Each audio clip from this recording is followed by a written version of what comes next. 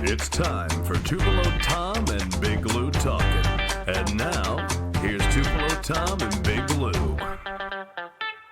I'm Tupelo Tom. And I'm Big Lou, and we're talking. I got to tell you, Jeff, I'm excited about this episode. We've got one of my heroes, Norbert Putnam. Interviewed him many times over the years, and he's just always one of those people. He's had such a career in the Elvis world, but also just in the world of music, and an amazing man. And look forward to for us to all experience and hear his stories. Well, I'm very excited about it. I'm obviously a massive Elvis fan, like we all are, but I'm also a huge Jimmy Buffett fan, Dan Fogelberg fan. Yeah. I just can't wait to hear stories and the history he's had in the music business is remarkable. So I'm really and if you ever meet him, if you get the opportunity, couldn't be a nicer guy. Yeah. And we're recording this the day after the Oscars, the Academy Awards. We're about a week out from the Nashville Elvis Festival. And we just want to, basically very quickly before we go on with Norbert here, if you guys are listening to this on the way to Nashville, March 21st through the 24th at the factory at Franklin, the Nashville Elvis Festival.com for all the details. Alex will be performing several shows. We've got some cool things that are going to be happening there. One of the ones, Jeff, that I'm most excited about is the Bill Cherry Memphis concert. He's recreating that concert from the Mid-South Coliseum that came out in the Elvis recorded live on stage in Memphis album, of which the cover is Graceland, and he's recreating that. I was at that show on March 20th, 1974, and Jeff, we are doing this 50th anniversary tribute to that show 50 years and one day later. 50 years and one day. And of course, Bill is so great, and he's going to do a great job on that show, and I can't wait to see it. Being 14 years old, seeing Elvis live in concert at that show, and then 50 years and one day later, I get to be Charlie Hodge. That's great. That's what I love. Alex is going to be a part of the festival. He's got some great shows lined up. You guys are recreating the 50th anniversary, you and Bill together, of Good Times. I know. I'm excited. And actually, our guest coming up played on that album. How crazy is that? If you have any song questions about interpretation or anything about some of the songs, he's on those songs from those sessions. It's amazing. As a bass player. We have some after parties that I'll be doing at the hotel, but we also have a gospel show. Yeah, that I'll be a part of Sunday, and I believe that Norbert played on a lot of the Elvis gospel. He did those sessions, the Christmas songs, the gospel albums, and the funky stack stuff from the 70s. Norbert was right there in the middle of it, and we've got Billy Blackwood and the Blackwood Brothers as part of the gospel on Sunday morning. Cody Daneth and Ben Thompson are going to be there recreating the 55th anniversary of 1969. We'll have Ben's doing American Sound, and Coda's doing the Las Vegas first engagement at the International Hotel. Dean Z is going to be a part of the festivities during gospel and on Sunday afternoon doing his Dean Z show. We've got Cliff Wright and Casey that are going to be there giving us their Johnny and June tribute, along with Michael Cullifer will be there. So many people. Riley Jenkins, our reigning Nashville champion, will be there to do his triumphant, performance during finals night. And he is doing the 70th anniversary of 1954. 54, 64, 74, some big years in Elvis histories for us to kind of hit on during the Nashville Elvis Festival. And as a producer, like you and I and Alex all are, thank you, Elvis, for giving us a plethora, a voluminous amount of material that we can write shows from. He's the gift that keeps on giving, for sure. Yeah, the opening night, the act one of opening night, we got the idea to have Ben and Coate and Alex and Cullifer just pick 4 songs from one movie. Each guy pick a movie, and just that hook to just kind of get things going with movie songs. Because like I said, all these things, we're doing these tributes to albums and to things. We're doing a tribute to Legendary Performer Volume 1, which came out in 1974. Riley and Michael Cullifer are doing that.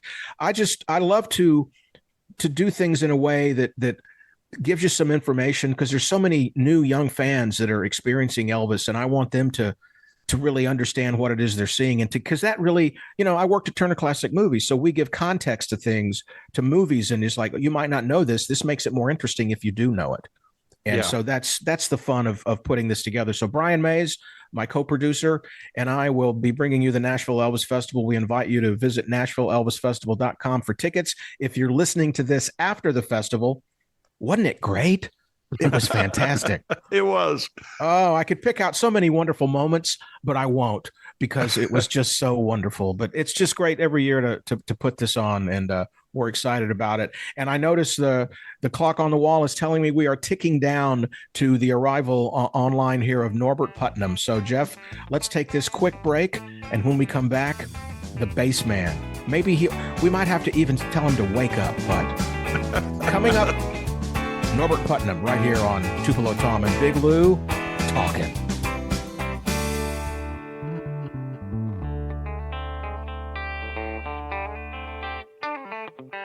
Tupelo Tom and Big Lou, we are joined by, Alex Mitchell, of course, our producer, who we go nowhere without.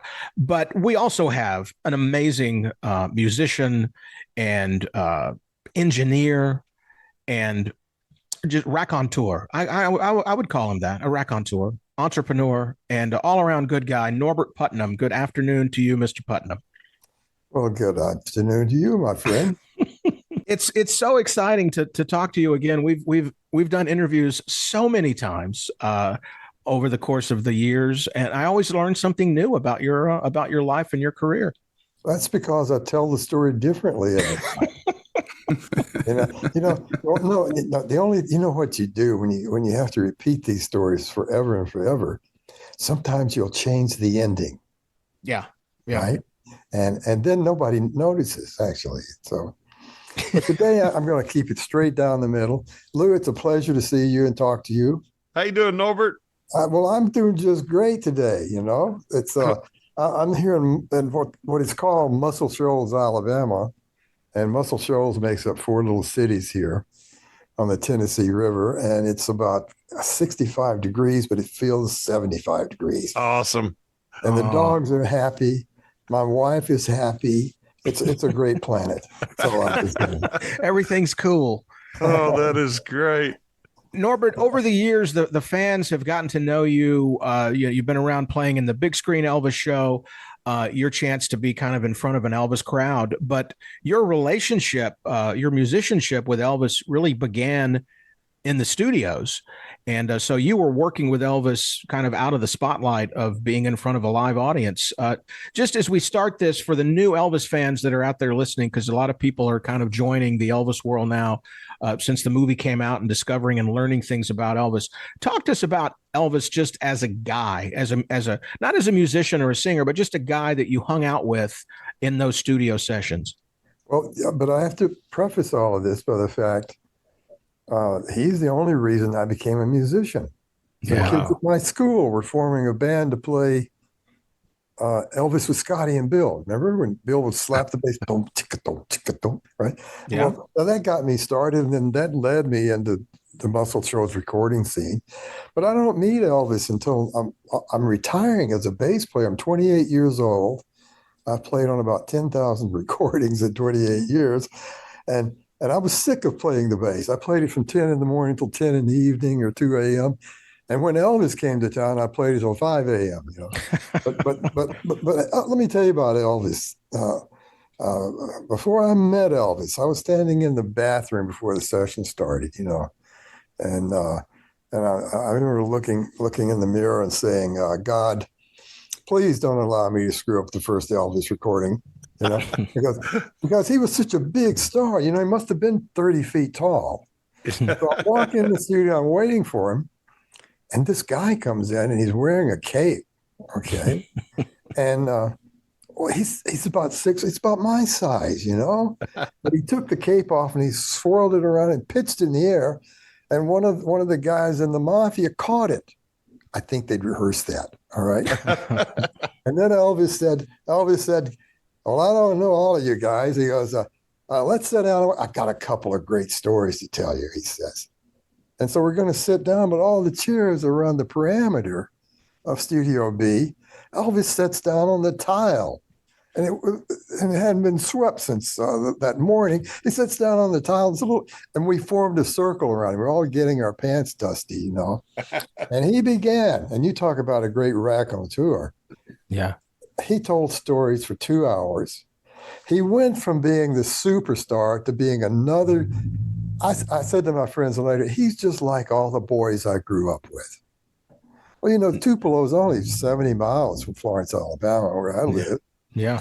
And the only thing we cared about was cars and girls and cheeseburgers, right? And Elvis here he is, he's 35 years old. I'm 28 at this point. And I don't think he's changed much. So he's telling the silly stories about girls trying to break in at Graceland and how they steal his clothes. And by the time we were ready to record 2 hours later, I felt like I'd known Elvis Presley my whole life, you know? Yeah. And that 2 hours, you guys are getting paid as session musicians that whole time. Well, we were actually getting paid 2 hours before that. Yeah. In Nashville. Waiting on him to show up. The sessions ran from 6 to 9, 10 to 1 a.m. in Nashville, right? Well, Elvis always booked 6 to 9, 10 to 1 a.m. open ending, right? Well, he never came till 8 o'clock. He's 2 hours late. He tells stories until 10 o'clock. Now I've made a session with an hour overtime and I haven't played a note. And I'm really liking this, you know. I'm getting some rest. And at 10 o'clock, Felton Jarvis came out of the control room and said, Elvis, now listen, got a lot of work to do this week, you know, because you remember we're going to do a second Christmas album. We're going to do a second gospel album. Or you want to do an album of country standards. And I got 7 or 8 pop tunes. Well, that was 37 sides, right? And so we start about 10 in the evening, and we would go till about 5 a.m. And at which point the band would just be dragging, because some of us had early morning sessions, afternoon sessions, you know.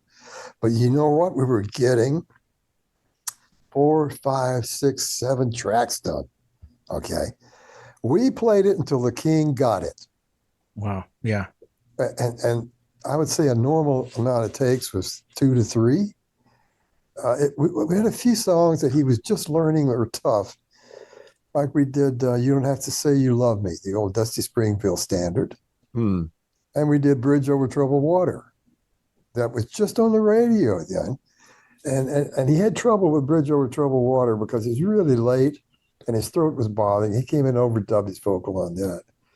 But a lot of times he got on the first take. And that was murder for us because they would play a demo of the song. And it would be a guy who could kind of imitate Elvis's voice. And the guy would be, had I been telling you, and Elvis would be saying, had I been telling you. So the imitator is imitating the original Elvis, and Elvis is imitating the imitator. And we're writing out all the changes. Now, the band could all write music out in shorthand. So we're taking down all the changes.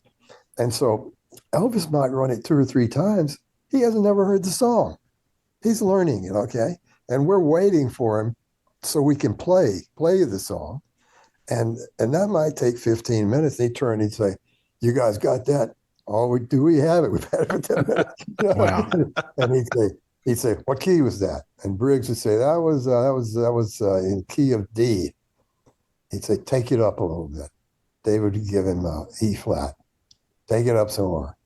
Give him an E. A little more. Give him an F. Let's try that. What's that? F. We could write it out in numbers 1 through 7 rather than A, B, C, D, F, G, right?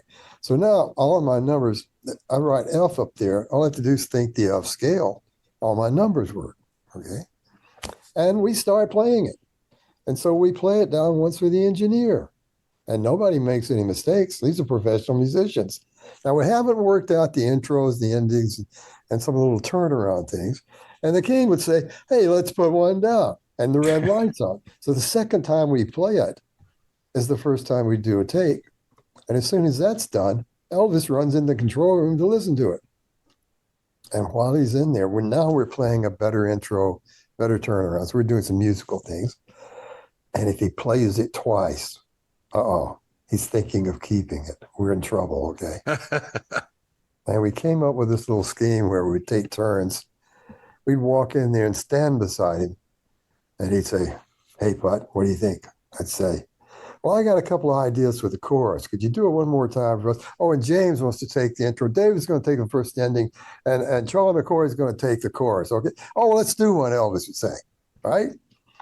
He never, ever looked at me and said, "Well, I got mine. Why didn't you get yours?"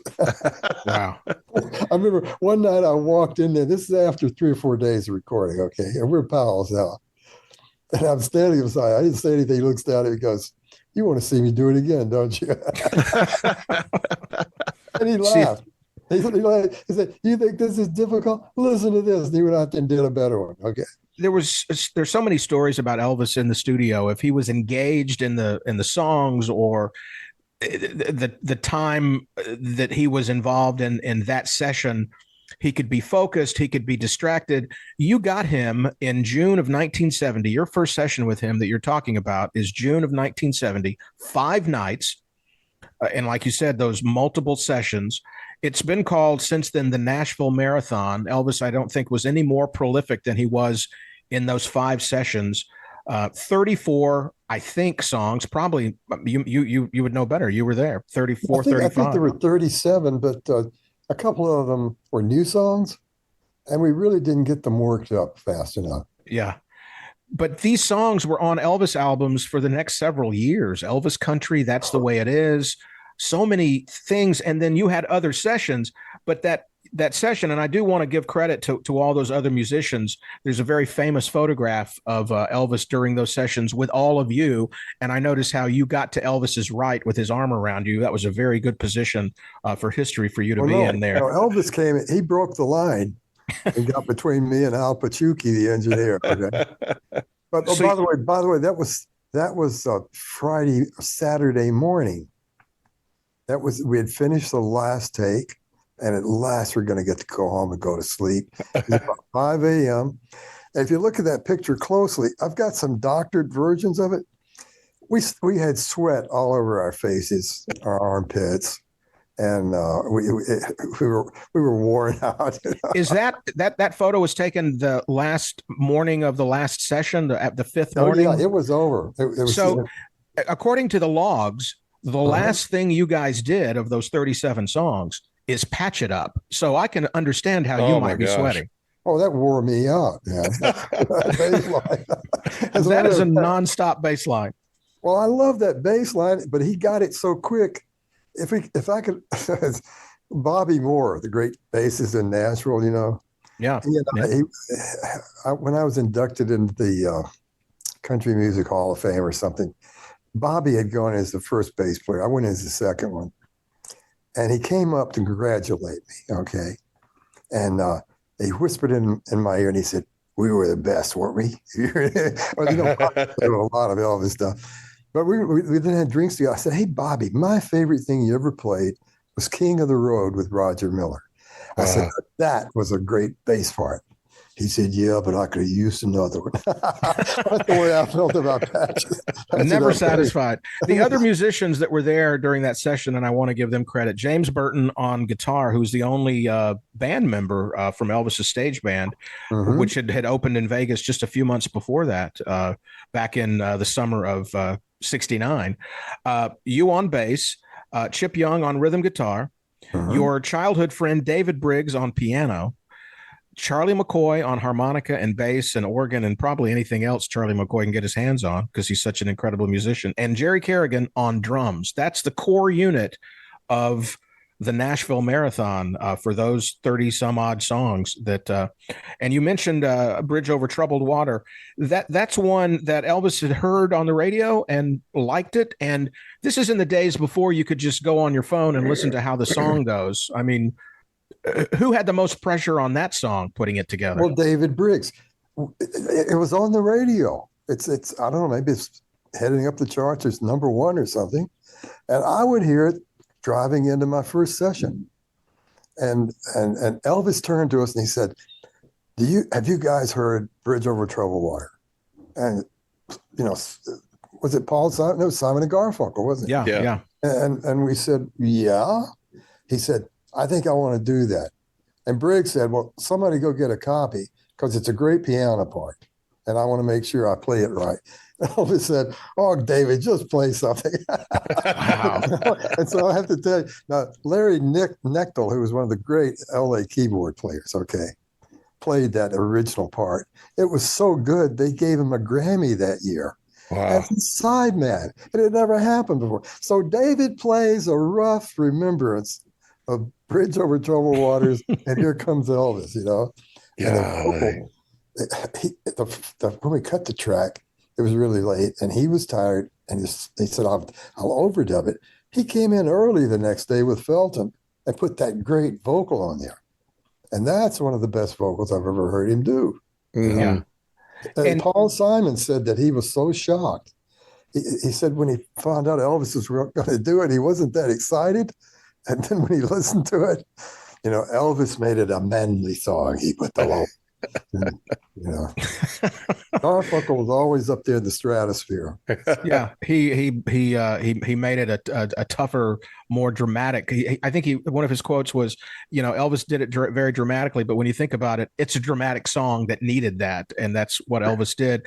But Norbert, you and I have done a few appearances over the years, and you'll give a 1 hour we'll do a conversation, and I'll lead you into talking about your career. And one of your great stories is about Bridge Over Troubled Water, because as much as you are a part of the sound of that song, we found out as you were recreating it, especially at the Country Music Hall of Fame, Norbert, you don't do anything for 1:20 in that song. You don't do anything. That's when I was having a sip of my. What was I drinking in those days? It was. It wasn't Suave in those days, It was Chablis. I had a good bottle of Chablis over there, and so which is a nice white. You guys ever had a Chablis? It's a white. Yes, I have. Yes. Well, I find young people never heard of Chablis. that can only come from France. Chablis it has to be French to be a Chablis. Right, that's right. Yeah. It's a region, I think. Sophisticated podcast, by the way. It is. We talk wines. I said he was a raconteur. Norbert, you talk in your book about your music notes, volume 1. Your autobiography, volume 1, ambitious in its scope. But as I read it, I realized there's an outside chance I might be in volume 2, maybe volume 3. Surely by volume 4, I should become a part of your story. Well, I've always loved you so much. I never wanted to punish you. In my book, Yeah, really. Great. But you talk about sometimes it's not what you play, it's what you don't play. Well, the best stuff I ever played was the stuff I never played. I can tell you that. But I did remember from Simon and Garfunkel's record that the bass didn't come in. Mm-hmm. The whole first part was the piano and the vocal. Oh, by the way, the guy who played it was Joe Osborne from down in Shreveport, Louisiana. Joe Osborne came to California with James Burton, and they played behind Ricky Nelson together. Wow. Joe Osborne goes on and becomes the most recorded bass player, I think, in those decades. He went to LA to learn to read music. You have to learn to read music, and just a great player. And that entrance that I play, I believe, is pretty much what he played. I did make note when I heard it that I loved the way the bass entered that song in the second verse. Yeah. So I probably swiped that from Joe Osborne. Well, it's an homage if you admit to it. Yeah, it's an homage. That Nashville Marathon is not the only session you guys did. You did many sessions over the years in the early 70s. You did the one session where there were a lot of gospel songs cut for the He Touched Me album and some of the Christmas songs from the Wonderful World of Christmas. Yeah. So you saw Elvis over a number of years, including that last session in 1976 at the Jungle Room. Now, there you are. You've worked at RCA Studio B. You've worked at Stax with Elvis in Memphis, and then you play in you come to the Jungle Room, which has been turned into a studio. So you were in 3 different places with the King and musicians making music. What can you say about these places that you played, the Stax and the Jungle Room and Studio B? Well, I remember going to Stax. That was in '73, I think. Now, I'm producing all the time now, right? Mm. I'm not playing record dates anymore. And I remember Stax. I was in California producing Dan Fogelberg. Man. And we were in Sausalito at the record plant.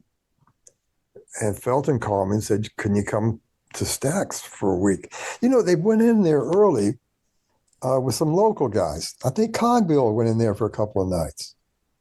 And for somehow, it just didn't happen. It wasn't like the American Rhythm section that had been so good in '69. But then they called me up and wanted to know if we could get the sort of the Nashville guys back. But I believe it didn't Ron Tutt play on the sessions at Stax. Let me see. I've got the and Ron Tutt and I can't remember if it was Reggie Young or if James came in. Ronnie was on the Stax session in December of '73. Yeah, and that was the first time I really heard him play. He played great on that session, Also, we had a great engineer from New York who came down and got a great drum sound. But I loved all those Stax records. I loved Sam and Dave, didn't you? Oh, yeah. And people talk about the Stax having a certain sound, that funky kind of sound. You can hear it on Promised Land, the albums, the songs that you can kind of listen to it, an Elvis fan and go, there's something about the way this sounds that is just kind of funkier than Well, there's a lot rest. of ghosts in that room. Yeah. I got to tell you, I went in there and I had chill bumps just walking around. Wow. And oh, by the way, the equipment had been taken out. Something had happened. Stax had I've forgotten who came in and took over Stax, and then it went under. Yeah. I don't think there was any equipment in the control room. So they had the RCA truck out in the parking lot with umbilical cable coming all the way through to pick us up. And first of all, Elvis came in, and it was the first time I noticed a change in him. He had gained a little weight. Okay. In 1970, when I recorded him, there was an ounce of fat on that body. He was fighting weight. Okay. 73 comes in, and of course, this did Priscilla already divorce him by the time we did those sessions? It was right around that time. Yeah. Because he didn't look rested. He had gained some weight, and he was wearing those workout jerseys, and he appeared to be a little tired, but he got energetic from time to time. First of all, one of the session things that I heard, he's yelling at me and Briggs. He said, "Hey, Put, David, come on now. We got to get this. Get back on your instruments. Get back on your."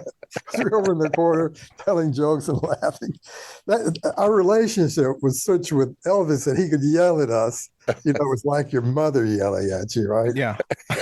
and so we would go over and buckle down and be professional again, And we got some good recordings that week, didn't we? Oh, those Stax, because I was a teenager in the '70s, so I'm buying these albums as they're coming out, and the Promised Land album has been one that I just love because I love like If You Talk in Your Sleep and Promised Land and all those just kind of those really funky kind of Stax, but they're spooky. Like If You Talk in Your Sleep and Love Song of the Year and My Boy and I Got a Feeling in My Body and It's Midnight. These are some kind of interesting song choices that he put together for those. I wrote the strings on Midnight. I think. Oh wow! Yeah, and some this artist we did from Norway was telling me, "Oh, I loved what you wrote on Midnight," and I said, "Are you sure I did?" I wrote it, and I did. There's stuff you can learn about you from the fans, which is kind of strange. Well, they didn't give us any credits on those records in those days. Right. It was only after the box set started coming out, much later, when they started to remix a lot of it. What's the guy from Denmark who's Ernst Jorgensen? Ernst, who's the Elvis expert, except he never met Elvis. And, well, he's got all the tape boxes though, so that you say there weren't any credits on them, but there was credit on Elvis Presley Boulevard to the recording engineer Tom Brown. So when I was 16, I thought that was a pretty big deal to have my name on an Elvis album, and I found out later from you that he was about a 6'5" African American, and that was your papa. You introduced me to David Briggs. You had told David Briggs that you wanted to introduce him to me and me to him. And you said, I'm Tom Brown. And he thought I was going to be that recording engineer from the Jungle Room. And David's first words to me were, "You've changed." That's great. That's great. People ask me about what was it like recording with Elvis. And I just say he was a lot of fun. Yeah. I honestly think that Elvis thought, and I imagine this happened in the films he made, but as we were being professionals and recording stuff, he felt that he had to entertain us a bit too. And he would say funny things, he would do funny things, and he was just a very energetic, fun guy to be with. Yeah. Were you able to, in those times of horsing around, joking around, were you able to actually be able to tell him, I'm doing this because I'm from Alabama and I used to hear you on the radio and I wanted to be, Bill Black? Well, now that we're talking about Stax, a thing happened. We would always have lunch every night at midnight because Elvis is nocturnal. Elvis's clock is off 12 hours. Yeah, exactly. He would have his breakfast around 6. He was ready to go to the office at 8 o'clock. And at midnight, by the way, at the beginning of the week, Felton would say, now, okay, we're here in Memphis, we're at Stax, and any kind of food you want, we'll have catering, bring it. And so we would break at midnight, and some nights it'd be Italian, some nights it'd be, I don't know. But I think it was along about a Wednesday that I went over and I got a plate of food, and Elvis had his food there. It was prepared for him specially. And he had a cheeseburger, order fries, and a Coke. Okay. and there's a drum riser over in the back, over in the corner. So I'm going to go back there because Lamar Fife up in the front has got all the guys in the corner telling funny stories. Okay. Lamar was a funny guy. Yeah. And so I'm going to sneak over there and have a quiet meal. Here comes Elvis. He says, "Hey, can I join you?" Yeah. So we both climb up on the drum riser. We sit down, and he starts asking me all about my family. What did your papa do? And how did you get started? I said, "King, it's your fault that all of this happened to me." And we started laughing. I said, my kids at my school, we were doing Scotty and Bill stuff, and my dad had an acoustic bass. My father once played the bars on Beale Street. Did I ever tell you that, Paul or Tom? Yeah, your father tried to talk you out of being a musician, and it ended up talking you into it. Well, he said, "Son, I want to tell you one thing. He never got rid of the bass. So when these kids at school were starting it, they said, you have to be the bass player. You have a bass. No one else did, right?" And so my dad said, "I'll show you how to tune it, but I don't ever think," he said, "you can make any money playing that damn thing," is what he called it. Okay? He blamed his bass for all the problems he had. And he said, "I played on Beale Street, and son, I would never want you a part of anything like that. There was drugs, there was reefer, and there was wild women, there was shootings and gamblings going on." And the more he talked, I'm thinking, I could be a part of that. It's not working, Dad. Yeah. I sat there and tried not to control my enthusiasm. But anyway, yes. So Elvis and I talked. And he had an interesting thing he wanted to ask me about that night. And he called me Putt, which was sort of my nickname in the Nashville studios. No one named Norbert had ever come to the Nashville studios. They were all, like the president of BMW was Norbert Skutnheimer. So Elvis says, "Hey, Putt, I want to ask you," he says, "Wembley Stadium has offered us $1 million to come over there and play. Wow. and the Colonel doesn't want to do it. He says, Colonel says the only reason we were so popular there is because they've never seen me. Well, you and I both know, Tom, that anybody that's ever seen Elvis was attracted to him. Who's the most handsome man? Yeah, He yeah. said, what do you think? And I said, well, I want to tell you, at that point, I've been working in England a lot. And the record stores over there had huge cutouts of Elvis, but they were 8 feet tall. And Elvis was all over those record stores and all. I said, I can't see why you wouldn't be tremendously successful. He says, well, the Colonel doesn't want to do it, and I don't know what to. He said, I have a good mind to fire the son of a bitch, and he was, but he never did he? And he never went to England. And I think later someone said it was because Colonel Tom wasn't really Colonel Tom and didn't have a passport, but. Yeah, there's a lot of different versions of that, and as we always have said, there was only one person that could have told Colonel to go packing, and he didn't do it. So yes, and it's unfortunate. I don't know. Maybe he had some fear of Colonel Tom because now we're in Vegas, Yeah. And, well, I mean, you've worked with singers before. No matter how strong they are on stage and in control of their world on stage or at a concert or in the studio, there's a fragility to some performers because you're putting yourself out there. You're doing something that people are going to pass judgment on if they like it or they don't like it. There's no ifs, ands, or buts. Either people are going to like your music or not like your music. So even Elvis, I would think, has that fragility of, if Colonel made me, what happens if I get rid of him? Well, I can tell you he had. As a matter of fact, all the great performers I ever knew, no matter how big they became, before they stepped on that stage, they were a little apprehensive. Could this be the night? Yeah. I can't do it, and that was a good thing. That was a good thing, I think.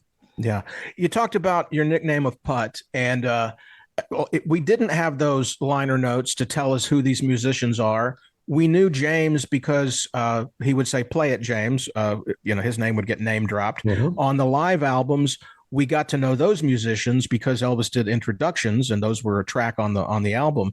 But in 1971, at a session, and I looked it up because I wanted to see. This was the first day of recording on May 15th, 1971, at Studio B, and you're doing some gospel songs.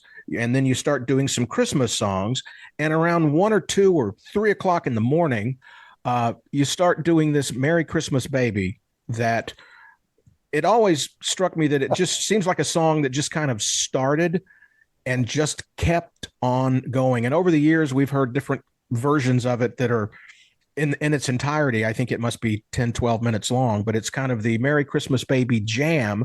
And that's where we learned that Putt was a part of the band. Tell us about that recording of that famous phrase of Elvis's that he uttered to you in the middle of the song. Well, first of all, it's a slow blues, okay? Well, it's Merry Christmas, Baby. I'm going, gum, gum, gum, gum, gum, gum, gum, gum, gum,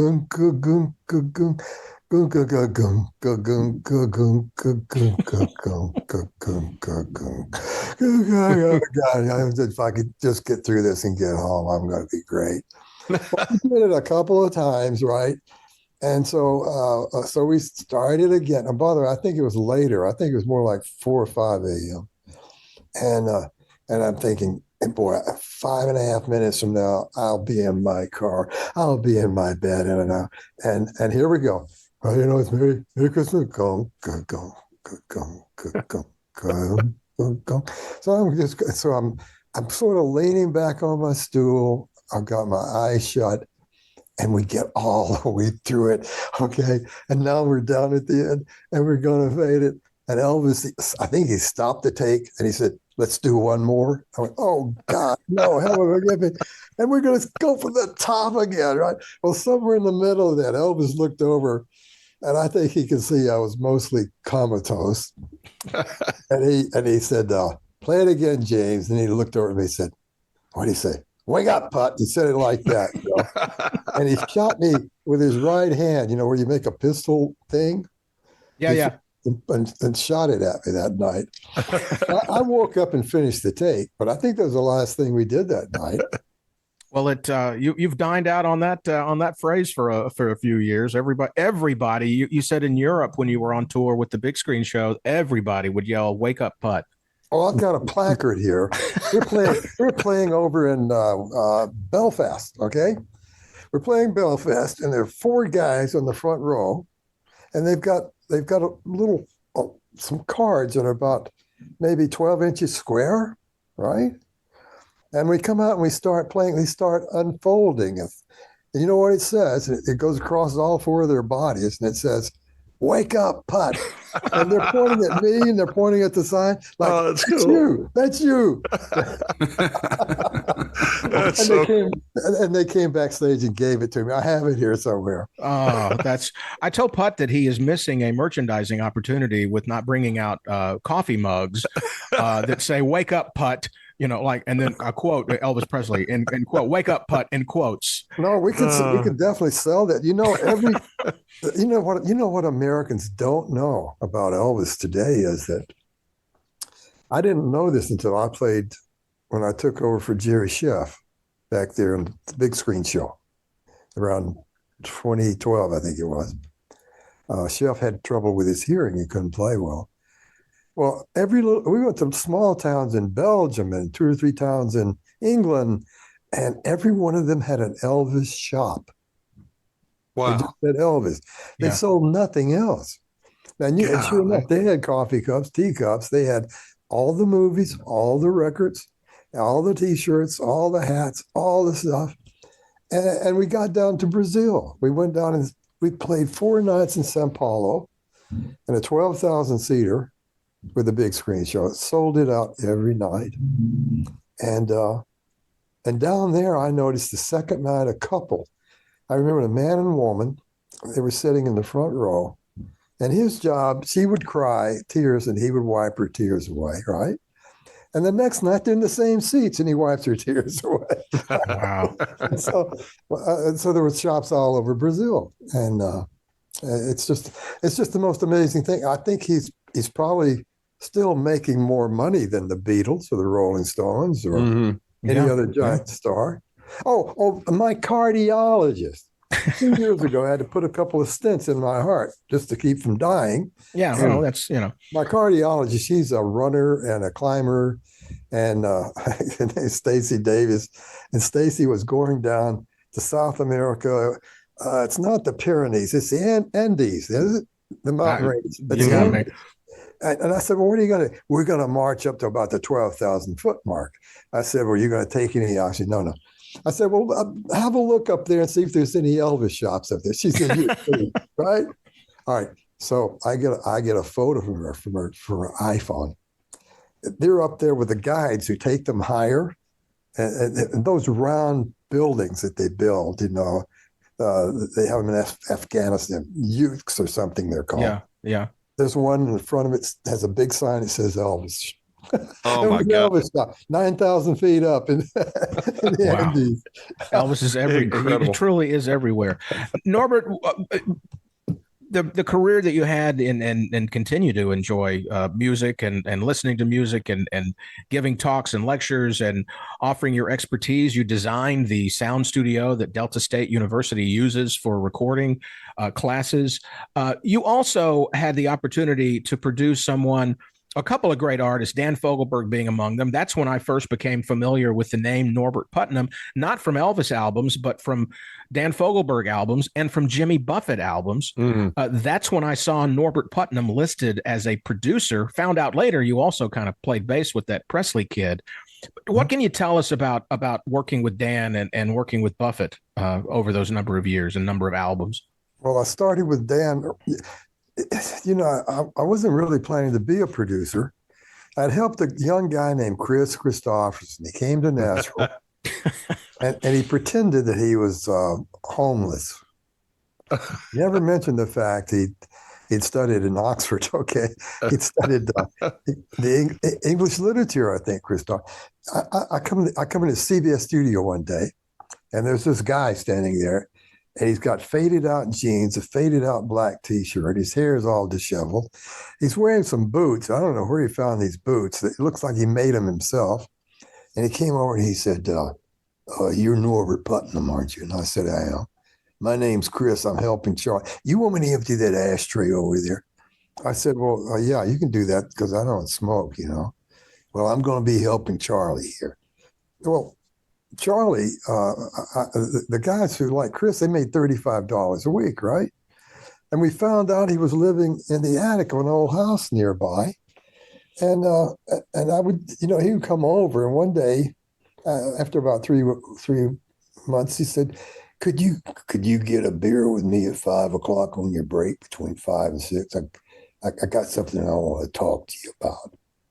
Well, I figure that he's broke and he needs some money. So I stopped and got $50 to take him, and met him at Ireland's that's had great steak and biscuits. I'm going to give him a good meal because this guy, he doesn't even eat well, right? And so we're sitting there. He orders the steak and biscuits. He said, "The reason I wanted to talk to you, I actually came up here to try to be a songwriter." Well, my heart stops anytime anybody said that to me in Nashville, because they said that to me sometimes 4 or 5 times a week, right?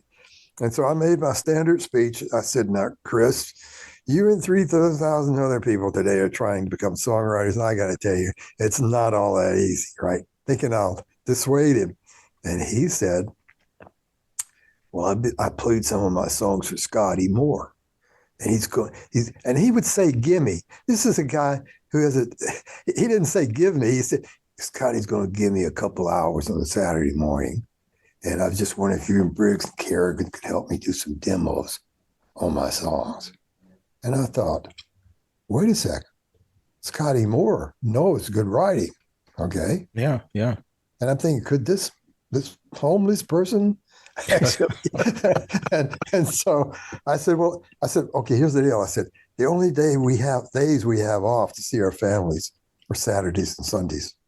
I didn't see my kids till then. And I said, to trying to get anybody to play on Saturdays. Well, I talked to the band. It took about a month to get Kerrigan and Briggs and Chip Young to come over to music chorus. Chris comes in. He unpacks his guitar case, and he's got a pint of Southern Comfort. It's 9:30 in the morning. He looked over at me, and he goes, "I'm a little nervous singing in front of all of you guys, and I'm just going to have a swig of this. But you want to have I said, "I think I'm going to pass at 9:30. I just got my car." Well, Chris turned it up. He'd had a drink before, okay? He took down about half. He got his guitar out, and he starts beating on his guitar. And it's good studio musicians. We start writing out the changes, okay? We couldn't hear what he was saying. So we write the music out, and Scotty says, "Okay, get on the mics, and let's run it down once." And Scotty hadn't set up headphones that day. We can see him over there mumbling, and we're playing the changes to the song. We went through it once. Scotty said, "Let's record it." We did, and we go in, and Briggs and I are standing there when it comes on. And we hear that voice, that great voice. David leaned over to me. He says, "This son of a bitch is worse than Dylan." Oh, man. He's up there grumbling. But wait a second. And he got into the chorus. David and I had a publishing company. And I said, "Wait a second. It's a pretty good lyric." Briggs said, "It's a damn good lyric." Well, one of the songs was "Help Me Make It Through the Night." And he took his demos. He had a record deal within a week's time. Not a record deal, publishing deal. And Sammy Smith did that song. Mm-hmm. It was a smash. And now Fred Foster is bringing him over to write for Combine. And I'm going to play bass on the first Christopherson record. Okay. So that's, I'm sorry, I didn't mean to get off into all of that. That was great. All those personalities of people that you worked with. And but the connection is that later on, I get a call from Joan Baez, and she wants to meet Chris. And so I arranged for them to meet when we're doing the Joan Baez album. And 6 months after that, Joni calls me from California and said, "Chris is going to produce my next record. And he wants you to get the band together, the young kids," right? And so I got all the young players. And Dave and I just built Quad Studios. I said, would you come there? So they're coming to our new quadraphonic studio. And I get there and Chris is drunk and he's not going to produce the record. And I said, Chris, let me tell you, if you go in the control room and drink and don't say anything, this band will make her a great record. That's the way the studio guys were in Nashville. I've been talking to her and I think you should do it. Went upstairs. Joni, Chris, she said, Norbert, Chris is drunk. Can you help me make this record? But she wasn't laughing either. Okay. And I said, I can. And 3 nights later, she had a song called The Night They Drove Old Dixie Down. Yeah. It went top 5. Clive Davis flew me to New York, said, I want you to produce for Columbia. And I went overnight from being a bass player who's worn out to producing a Joan Baez record. And that led me to Dan Fogelberg. So I go see Clive and he gives me Dan Fogelberg and Eric Anderson. And so he said, I want you to produce all the folkies on Columbia. I said, I hate folkies. I'm tired of it. He said, Clive was great. He goes, no, you don't. You just sold 1 million copies.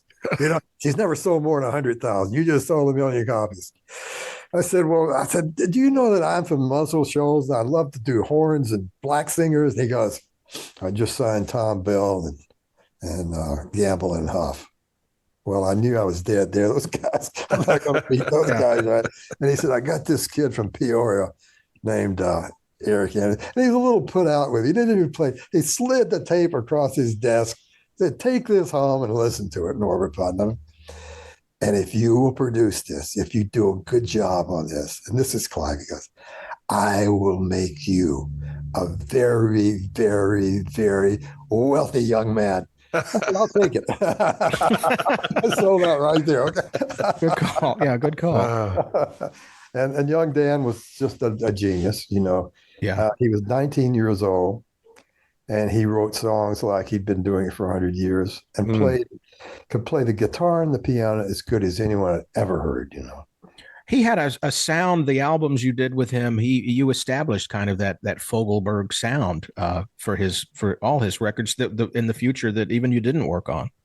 Yeah, as a matter of fact, he kept calling me back to play bass after he loved the way I played the bass. The first record, Home Free, you'll hear in the intro things, the bass will go up high and play a little line and go back low to play bass when the vocal came in, And he loved that. And we did those records basically with Dan and Kenny Buttrey and myself, drums and bass and Dan. And we would double those acoustic guitar parts to give you that sound. And we would detune the B string or the G string slightly. That gave it a little bit of phasing effect, okay? So that became his acoustic sound. But he was a great keyboard player. And I don't know, it took a while to break him, And I just did a documentary thing. I send the record up to Clive. It's called Home Free. Clive calls me and goes, I hate the record. I'm not promoting this record. There are no singles on this record, Norbert. I said, well, you're probably right about the singles, but boy, this kid's writing. I said, so you're not going to promote the record? No, I got to have a hit single. I said, well, would you play it to the women up there at CBS? Well, Barney Garner was his secretary. The women went in and said, we love Dan Fogelberg, the way Norbert's presented him, Yeah. Well, Dan starts out, and Bonnie calls me, says, he's playing Pasim's over in Cambridge in Boston. Let's go over this weekend and see how he does. We go to Pasim's. It's a coffee shop. There's 7 people in there, and none of them know who's playing. Dan had an upright piano. He put it out in the middle of the stage and put the back of the piano to the audience. You could just see the top of his head, okay? And Bonnie, I said, Bonnie, it's going to be a lot of work. She goes, it's going to be a lot of work. And so Dan goes on this little tour, and nobody's showing up. Bonnie's calling me. He had 12 people here. He had 9 people there. And one night my phone rings, and it's Dan. Norbert, I'm in Jackson, Mississippi. There's 2,000 people here to see me.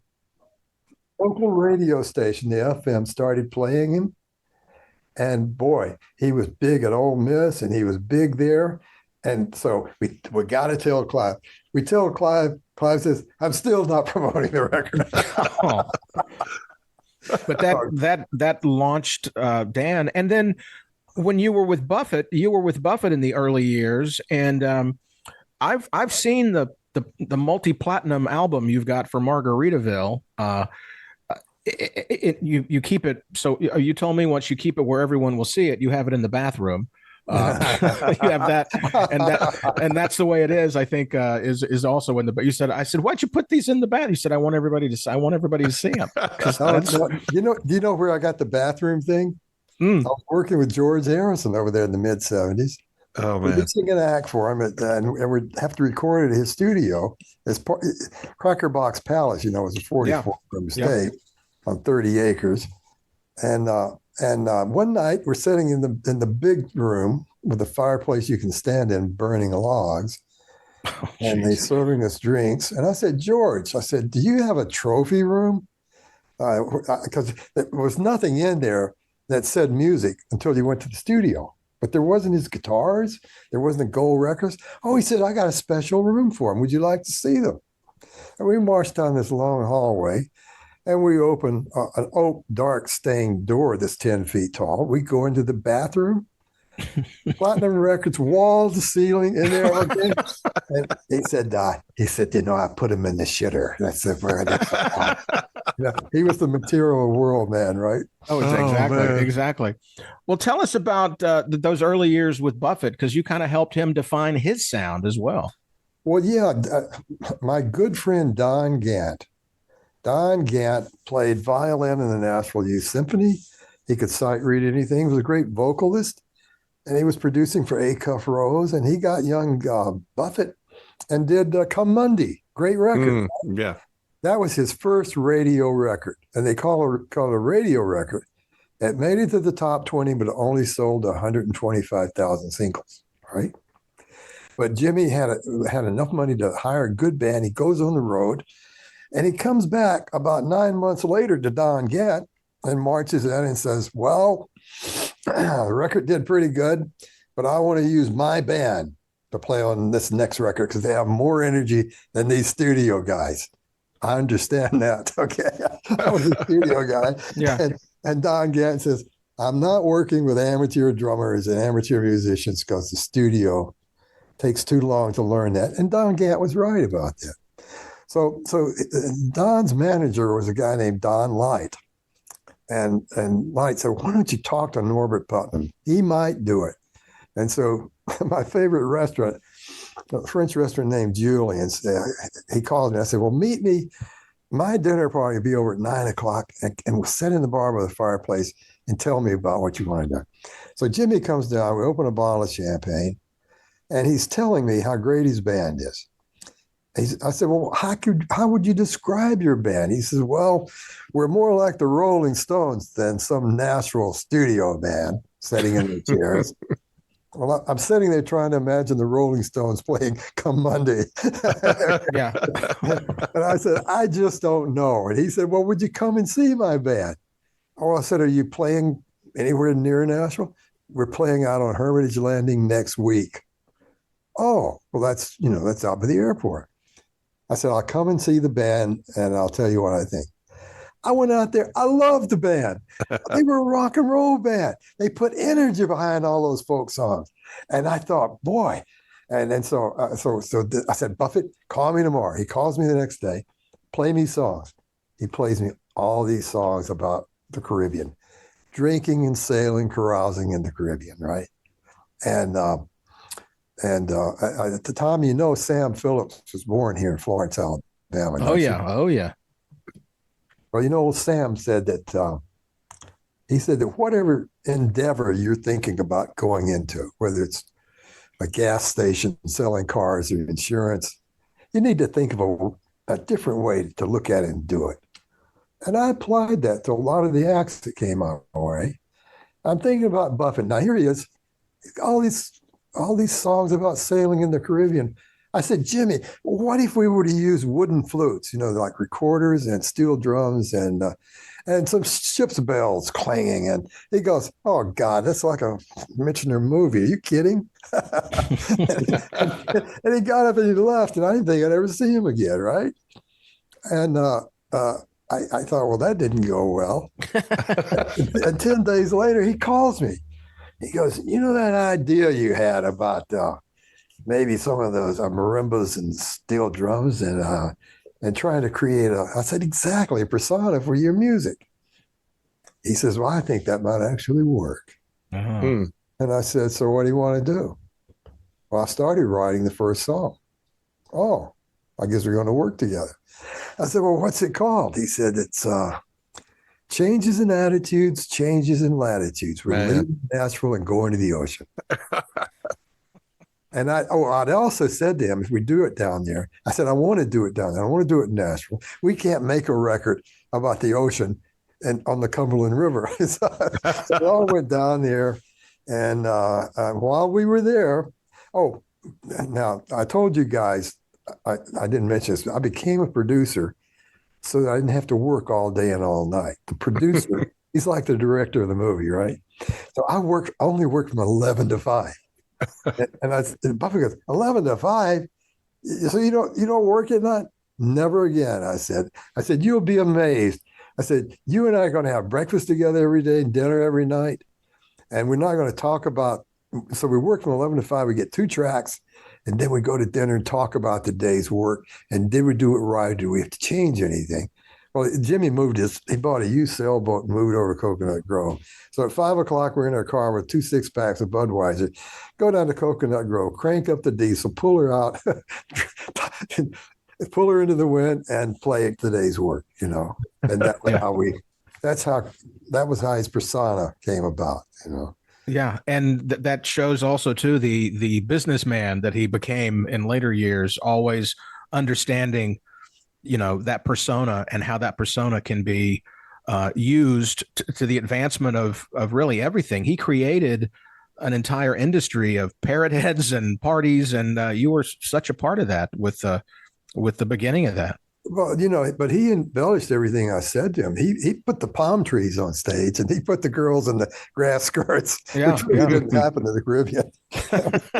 Well, it's a mash. It's a personification of what we think life in the islands is. I did total 6 albums in a row with Buffett, and all of them. And then the box sets that came. His beaches, boats, and bars thing was only the Eagles outsold us that year. Yeah. You've met my buddy Scott here in Tupelo, Scott Reed. I knew Buffett in the 70s because Scott was I was the Elvis person and he was the Buffett person, and going over to his place as teenagers and sitting and reading the Buffett albums, who did have lyrics and credits that Elvis albums didn't have, and seeing that Norbert Putnam name there, I came to associate you through seeing your name on Fogelberg and on Buffett albums. And I think that's been one of the most incredible things about getting to know you, first through the Elvis world, but then realizing, oh my gosh, you've just had so many people that you have been a part of. And, I believe you're the first person we've interviewed on the podcast that just worked into conversation. George Harrison said to me, I mean, that's just, I do the same thing when I impress people. I say, well, Norbert Putnam said to me, and they stand back in awe. Well, listen, no, you'd like. I never meet anybody ever heard of me. Okay. And if you really want to be humbled, go to your hometown. Right? Yeah, really. Tell me about my hometown. They didn't even invite me to any of the meetings for the Music Association. And Jimmy John, the Alabama Music Hall of Fame put us in there back there years ago. And so I come home and I go over there and I can't find any pictures of us. Oh, it's down in the corner somewhere. One small picture of the original Muscle Shoals rhythm section. I see Jimmy Johnson, they came along 7 years later. And of course, they've made all those great records. David Hood on bass, great player. And I see Jimmy Johnson one day, and I said, Jimmy, did you just write us out of the history? He said, well, you left. You leave. Oh, yeah, you left. Well, I love those early songs of yours with when you guys were teenagers, Jimmy Hughes, Steal Away, all those early things. Yeah. Those are some great things. Clarence Carter, I'm a big Clarence Carter fan too. Yeah. Well, Muscle Shoals was a miracle, okay? Yeah. I tell that story, and you've heard it when you did those book things with me about a young guy named Tom Stafford, who collected a bunch of teenage guys who were 16 years old to come over and do demos on new songs. And between 16 and 17, we're trying to come up with original parts, the worst songs you've ever heard. Tom would sign anybody can make a rhyme, okay? But one day, after 2 years of doing this after school, Arthur Alexander, the black bellhop to Sheffield Hotel, came up the steps, and he sang 2 songs a cappella to us because he couldn't play an instrument. Great writing, good-looking guy. And right behind him, a day or two later, came Rick Hall, the entrepreneur we needed. And Rick said, I'll build a studio and I'll produce Arthur. And he did, okay? He took it to Nashville, made a deal with Dot Records. Record made the top 20 in America. And over in Liverpool, a guy named Brian Epstein, who ran the record shop, handed it to a young John Lennon. Mm. An old Tom Stafford, who said, we're going to have a publishing company here. The Beatles did the B-side, which was called Get a Shot of Rhythm and Blues, and the Stones did the A-side, You Better Move On. And Muscle Shoals was off and running. Okay. Yeah. Wow. And Norbert Putnam was hanging on. Oh, boy, I said to my father, I may be able to, this could be a career opportunity. didn't have to leave town. Hey, Norbert, thank you so much for spending this time with us this afternoon. I've been looking forward to having you on here and talking. And I said this before we brought you on that you're the one. If somebody said, Tom, you've got an hour on stage, who do you need to get through the hour? I would say, give me Norbert Putnam and we'll be fine. And one question. All you have to ask is one question. I'm sorry. I rambled on you. Yeah, all I said during a couple of them was just, would you like some more Chablis, Mr. Putnam? Hey, Norbert, thank you so much. And my love to you and to Cheryl and the dogs. And it's been such a great thing. And Big Lou and Alex, we're all just been sitting back, just loving the story. This was great, Norbert. Thank you so much. So cool. Thank you. Oh, it was my pleasure. All right, guys, I'll go take the dogs out. There you go. Thank you, Norbert. We appreciate it. Talk to you. Bye-bye. Bye-bye. All right.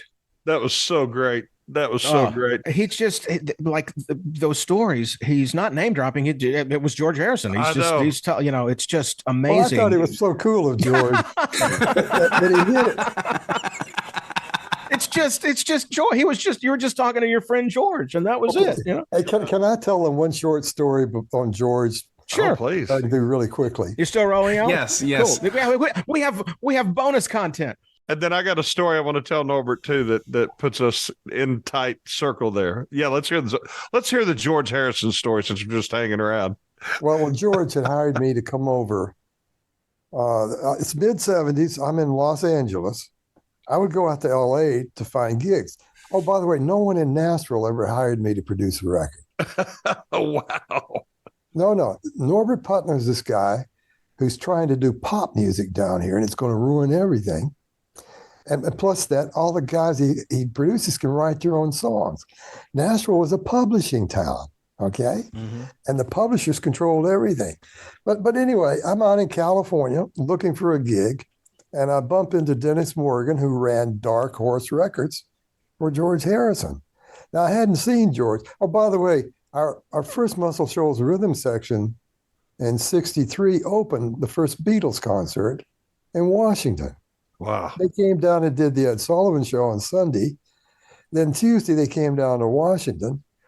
And I think it was Paul McCartney had called Tommy Rowe. We were cutting hits with Tommy Rowe, and they had opened for Tommy in Germany. We had a deal.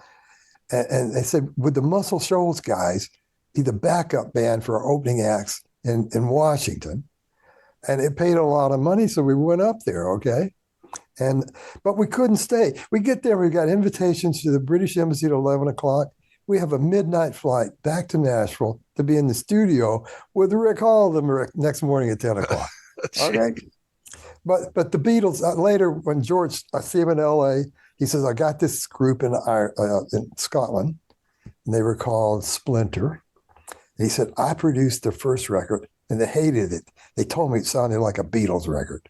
He said, would you come over and produce them? And he was looking at me because I've got Scotch-Irish blood, and I had a little red in my beard. He said, oh, God, I love you.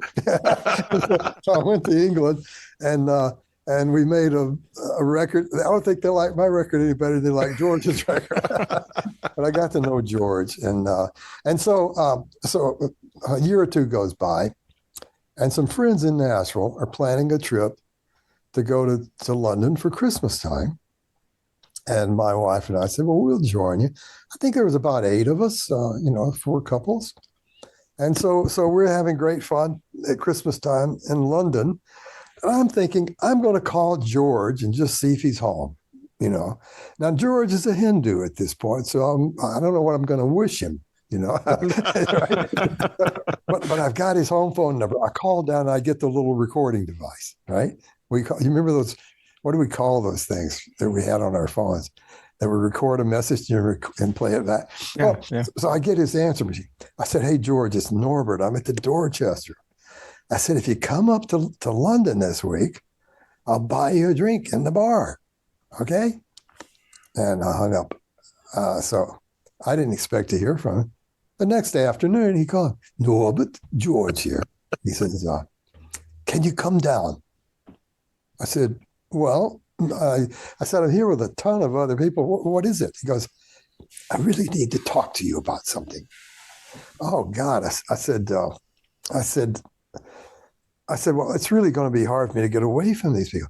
Oh, bring them. Bring all of them. I said, are you serious? I mean, these people never met a Beatle, He said, no.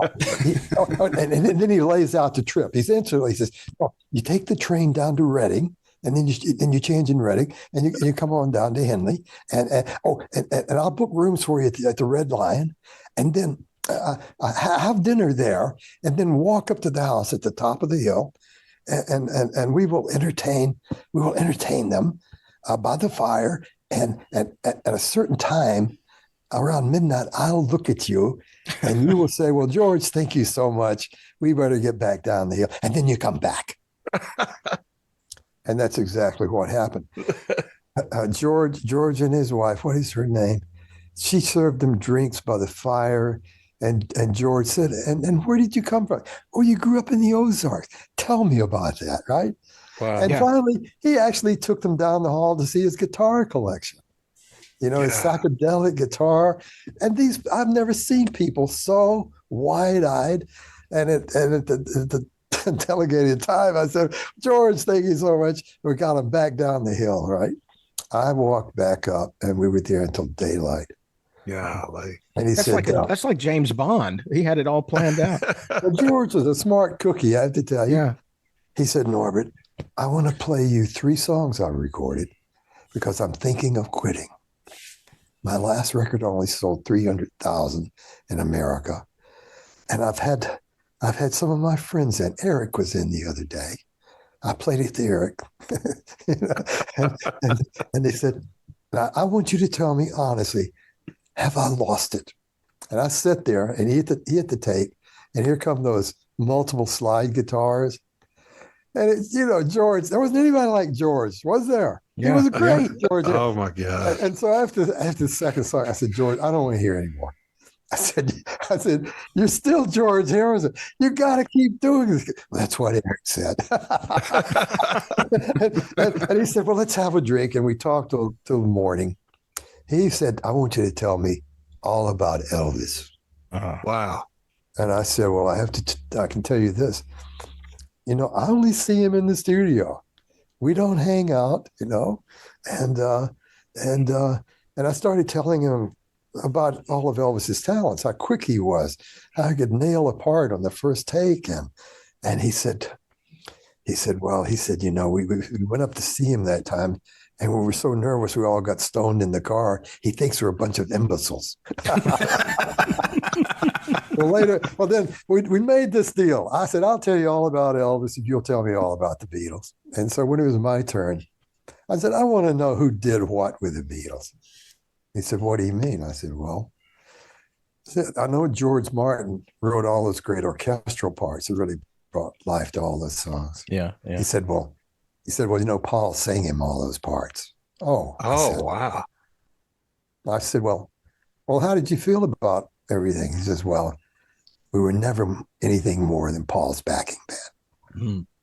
Oh. And he said, He said, we would do all the Lennon McCartney songs. And at the end, he'd look at me and say, come in and do your song tomorrow. And he said, the day we did Something the Way She Moves, I came in, it was just me and Ringo and George Martin. Wow. But he did say, he said, I have to admit, though, they were such great writers that I really had to bring my game up to a higher level to compete. Yeah. And I don't know if I would have ever written Here Comes the Sun with all those chord changes and time changes.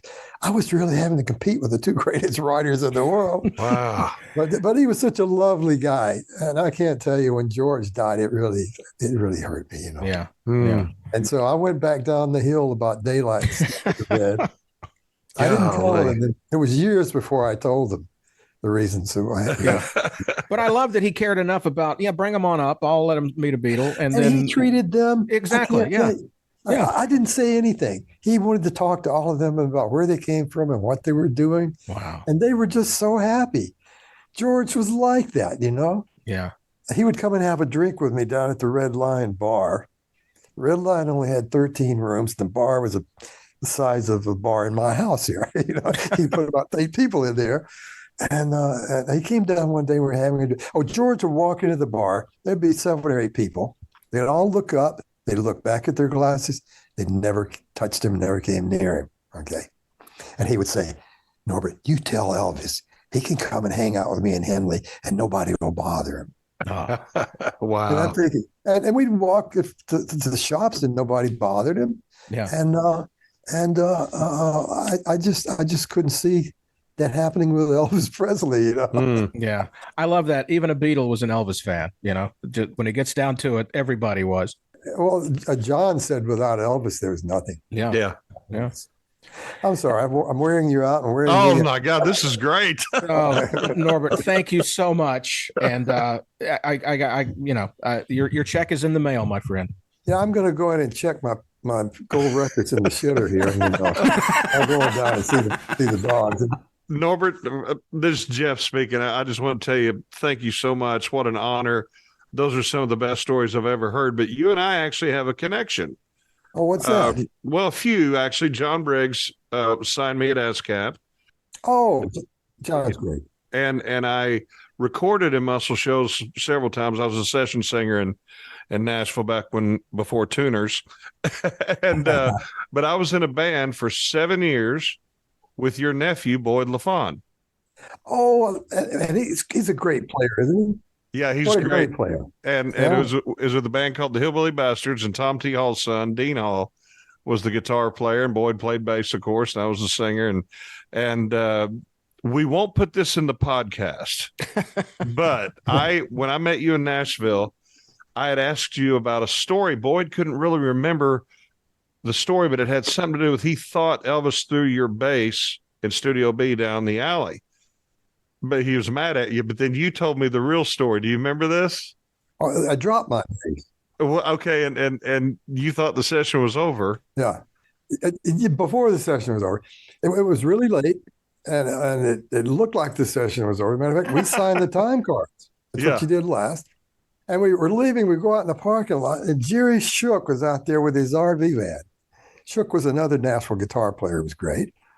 And we came on board, and he lit up a few stogies there. I just had a couple of hits, and Felton comes out and says, "Oh, he wants to do one more song." Oh God! Now wait a second. So we go back in, and I must have looked like the most stoned of the whole group, because Elvis turned to me and he said, "Put, count it off." He had never asked me to count it off before. And I'm sitting up there on my stool with my bass, and I never wore a strap on my bass, right?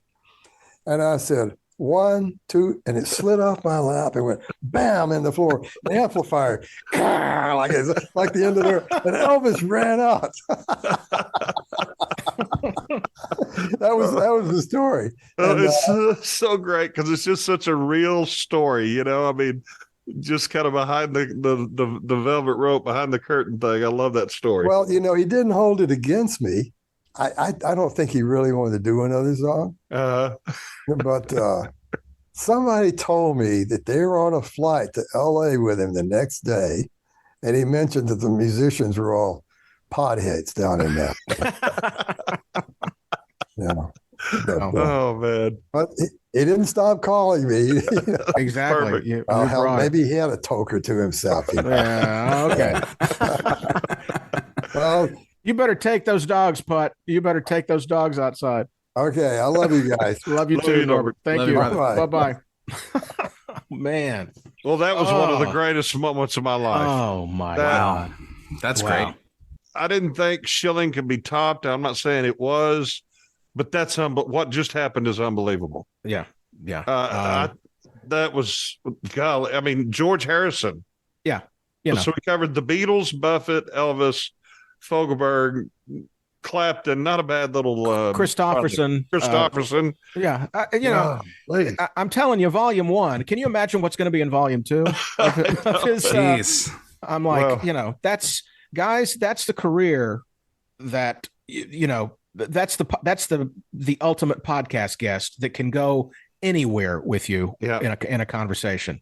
And for everybody listening, I can't tell you how genuine this moment is between me, Tom, and Alex right now. I mean, I'm almost emotional.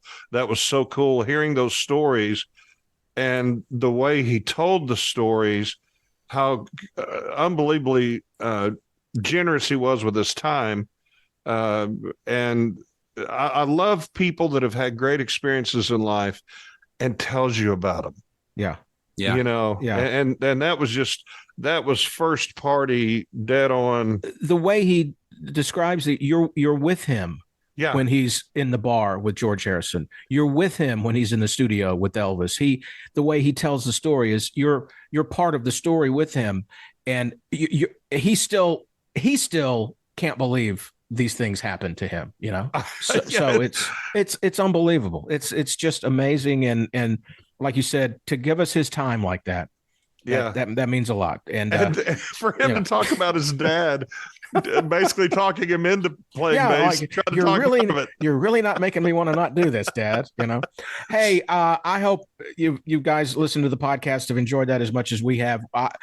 None of us really interjected that much because when you've got a storyteller like that, you just you let them go. It's not about what to ask and what to do. You let them tell their stories, and one thing leads to another. As he speaks, he thinks about this character, like, to go to Dan Fogelberg through Chris Christopherson, unbelievable. He took us back. Like, Fogelberg's in his life because of Joan Baez, because of Chris Christopherson, because of the record guy and the folk and all. I mean, everything connects. And then, of course, when we're wrapping it up, we're done. Yeah. And then he gives us, by the way, the George Harrison story. Yeah, I don't know how much will make the podcast, but as we signed off with him, he didn't click off, and we were talking about how excited we were, and we just hear a voice go, "Hey guys, I got one more George Harrison story for you." We're like, "Go!" He goes, "Do you mind if I tell it?" Yeah. And we might want to make sure that he doesn't mind us telling, letting the other story be told. But it sounded like he got a kick out of that. But we had, for those of you listening, this is a very real moment. We actually did a part of a podcast before we brought Norbert on. I'll say Putt now. Yeah. I don't even know that we need that.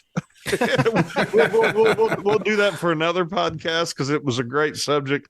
But I think that what you're hearing now is a very genuine reaction to a very special moment. And I've been a lucky guy. I've been in all 50 states. I've been about 30, 40 countries. I've met, in a movie with Robert Redford and James Gandolfini and Mark Ruffalo, and have just had some incredible experiences.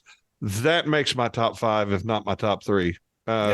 Just to hear that, because I'm a country music historian, I'm a music historian, and we just talked to a guy that was a huge part of that history.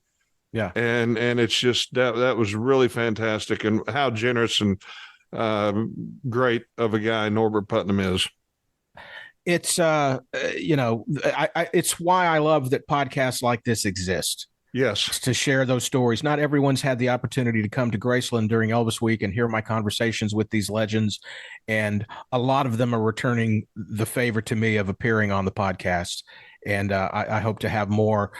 Norbert could come back and we could just do 19. We just pick a year. We could do an hour. Just Norbert, what'd you do in 73? And we could do an hour on just that. So we thank him. I'm so proud of us because we've had Jerry Schilling. You may have heard of him. Who, manages the Beach Boys. You might have heard of them. And he was so great. His stories were so great. And he was so authentic and so real with us. Now we get this Norbert experience. I mean, I'm so glad we started doing this because this moment never would have happened. Everybody listening is probably going, well, Jeff, shut up so I can turn this dang thing off. But I just can't tell you how awesome it was to be a part of that. Thanks everybody for being with us. And Alex, thank you for struggling and getting us through the technical issues we had that I think no one will be aware that we had those issues. And that's the beauty and the magic of what Alex Mitchell does behind the scenes to get these two people who just barely are able to plug their computers in. Thank you, young man, for what you have done for both of us in keeping us relevant and hip, as the kids say. I believe they still say that. Thanks a lot. And, Jeff, we'll end this the way we always like to end. I'm Tupelo Tom. And I'm Big Lou. And we're done talking. And so is Norbert Putnam, but we need to get him to talk again sometime. Absolutely. Thanks, everybody.